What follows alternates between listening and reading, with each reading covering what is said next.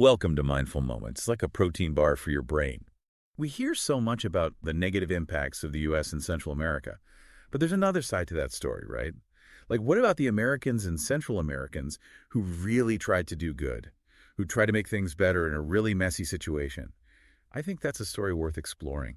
I agree. And that's exactly what we're going to do today. Awesome. So, to dive into this, we'll be focusing on El Salvador and Guatemala, mainly from the 1980s to now. Our main source is Jonathan Blitzer's book, Everyone Who Has Gone Is Here. It's an incredible book, weaving together personal stories with the larger political context. Right. It really helps us understand the human impact of U.S. policies. So our goal today is to go beyond those simple narratives and judgments. We really want to understand the motivations and the ripple effects of actions taken by different people and U.S. administrations. Exactly. It's about seeing the nuance, the complexity. Totally.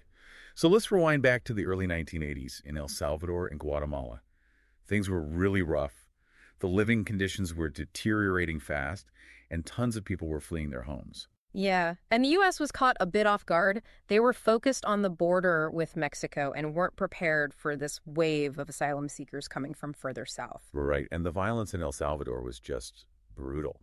Blitzer talks about soldiers setting up roadblocks just to intimidate people. There's this chilling detail about how elderly women in Usulután, who were highly respected figures, were specifically targeted. And Juan, whose story is central to the book, tried to step in, but they were met with gunfire. It was incredibly dangerous. Absolutely. Then, the assassination of Archbishop Romero in 1980 was a turning point. He had been a voice of hope for peaceful solutions. But his death made his message even more powerful.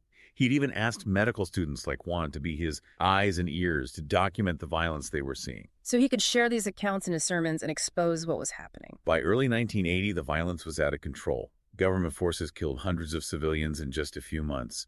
Even the attorney general, a Christian Democrat, was murdered. Yeah. The far right was deliberately targeting lower-ranking members of the Christian Democrats to control the party. It was a brutal power play. So let's talk about how the U.S. was reacting to all this. Under President Carter, there was a focus on human rights, but that shifted when Reagan took office. That's right. There was a real change in tone. You saw things like firings at the INS in Tucson after some officials were indicted for helping undocumented immigrants. And this debate was heating up. Should the U.S. crack down on so-called wetbacks, or should they uphold the rights of undocumented workers? It was a divided country. Absolutely. And then you had Leonel Castillo, who headed the INS under Carter. He actually certified aid groups so they could legally represent immigrants. It was a big step. But then Reagan came in and basically said, human rights are off the table. That gave the Salvadoran right a lot more leeway. General Garcia, the defense minister, went as far as accusing missionaries of working with the guerrillas, putting them in immense danger. The situation was incredibly tense. So while all this was happening, you had church activists stepping up, helping Salvadorans escape the violence. They were creating these underground networks. Yeah, these lifeline routes. Like Juan, who had been detained and then released, he fled to Mexico trying to disappear, to blend in. His colleagues back in El Salvador thought he was dead. That's how dangerous it was to even be associated with those trying to help. Absolutely. And Blitzer really captures the trauma these refugees went through, both the physical dangers but also the psychological scars. Juan himself struggled with health problems from the stress. And there was this cultural taboo against even talking about their suffering. It makes you think about how we deal with trauma even today. The silence can be so heavy. Out of this crisis, the sanctuary movement started to grow in the U.S. It was spearheaded by people like Jim Corbett. He saw this as a moral imperative, like the abolitionist movement or protecting Jews during the Holocaust. He felt this deep responsibility to act, to protect those fleeing persecution. The sanctuary movement had different strategies. They pushed for bonds to get people out of detention, flooded the asylum system to cause a backlog. And they even physically helped people cross the border. Churches became these safe havens, organizing and offering support. Nogales, Arizona, became a hub. Church members there knew the border like the back of their hands. They helped Salvadorans navigate the dangerous crossings. They used the Sacred Heart Church as a meeting point, a place to connect and get information. They even told migrants to claim Mexican nationality if they got caught. Because that way they'd likely be sent back across the border rather than facing deportation proceedings in the U.S. It was a way to buy them some time, some safety. It's incredible how they used every possible loophole to help people. But the Reagan administration saw this as a direct attack. calling these activists political enemies.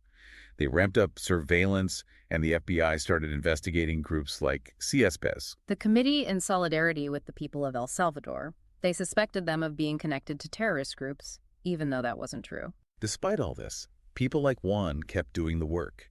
He organized caravans, advocated for sanctuary cities, and he was committed to helping all refugees, no matter their political affiliation. He didn't want to get caught up in the politics. He just wanted to help people.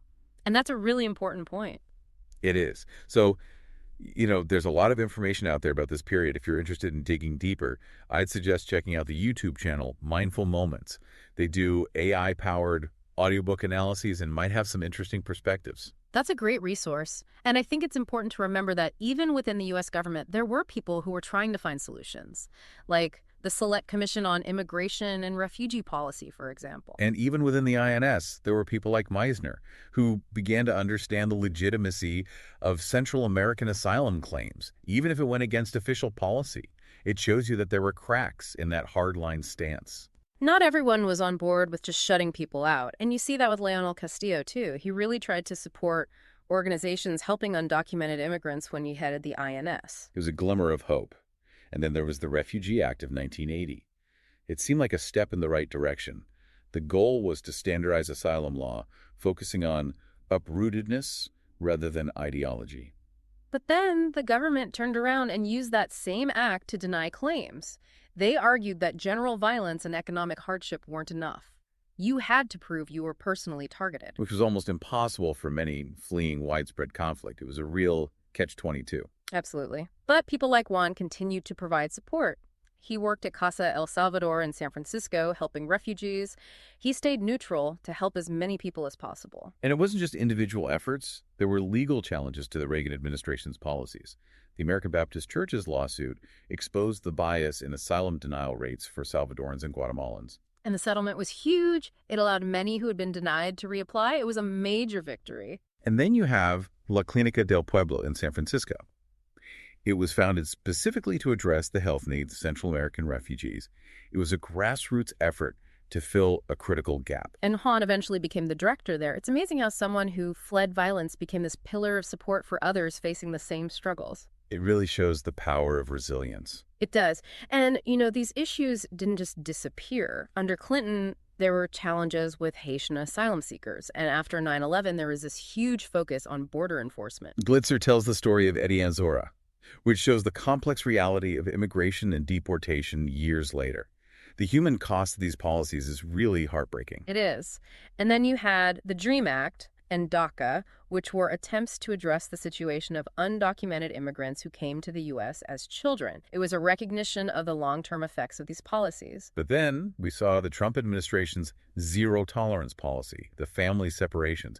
It was a huge step backwards from those earlier, more humanitarian approaches. So, looking back, it's clear that U.S. involvement in Central America has been incredibly complex. It's not just a story of negativity.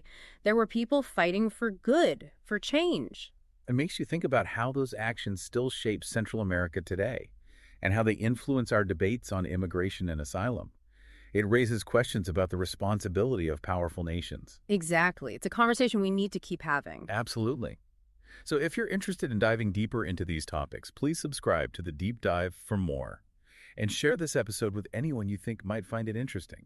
And to really understand the story in depth, I highly recommend reading Everyone Who Has Gone Is Here by Jonathan Blitzer. We'll include a link in the show notes. Keep thinking critically about this information and seek out different perspectives. It's important to understand these issues from all angles. Absolutely. That's how we learn and grow.